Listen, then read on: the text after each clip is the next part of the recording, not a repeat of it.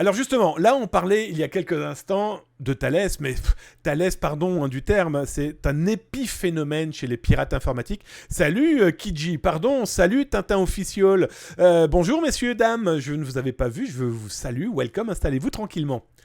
Alors là, il y a quelques instants sur le chat, on parlait du piratage de Thalès, mais Thalès, pour les pirates informatiques, n'est qu'un épiphénomène par rapport à la masse d'entreprises qui peuvent être piratées. Un exemple très concret, pour Thalès, c'est Logbit 3.0 qui a annoncé avoir infiltré cette société, mais que ce soit Thalès ou Continental, hein, le géant allemand du pneumatique, on en a parlé la semaine dernière où je vous ai montré, vous retrouvez d'ailleurs dans la rediff, comment ils se sont vengés en diffusant le chat de communication entre la société, en tout cas son négociateur à première vue, hein, il a un peu raté le truc, et les pirates.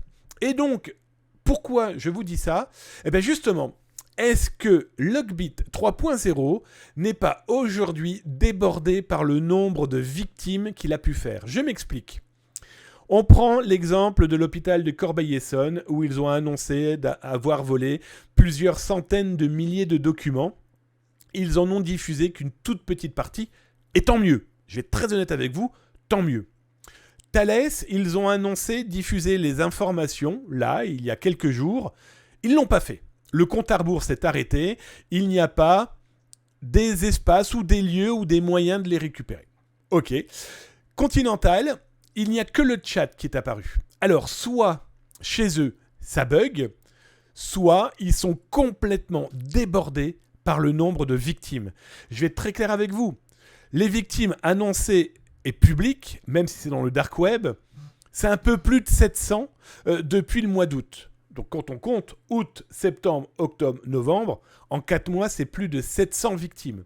Mais à ça, on rajoute toutes les victimes qu'ils n'ont pas encore annoncées officiellement. Ça veut dire quoi ? On peut avoir des listes de victimes en cours sur certains forums, que je ne citerai pas ici, dans tous les cas, vous ne pourrez pas y accéder.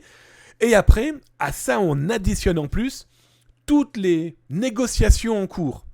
On a parlé de la mairie tout à l'heure, on a parlé du département, on a parlé d'autres sociétés. C'est Logbit 3.0 peut-être qui est derrière. C'est pas encore officiel, ils ne l'ont pas encore officialisé sur le dark web ou dans leur espace privé VIP, ou voilà.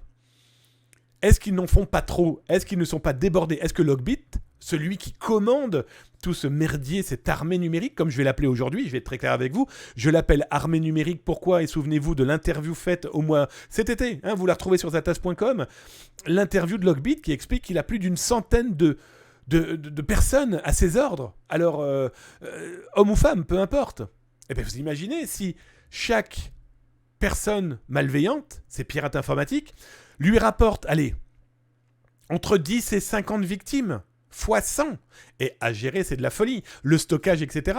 Donc là, par exemple, c'est un exemple qui est très frais, très frais. Il a moins d'une heure, ce que je vous montre là. Mais il faut savoir que, par exemple, dans les espaces où ils diffusent, où ils ont cloudé tout ce qu'ils ont pu voler, la dernière mise à jour, c'est d'octobre. Sachant qu'il n'y avait pas eu de mise à jour depuis le mois d'août. Pourquoi ? Parce que je pense qu'ils sont débordés par toute la merde qu'ils ont orchestrée.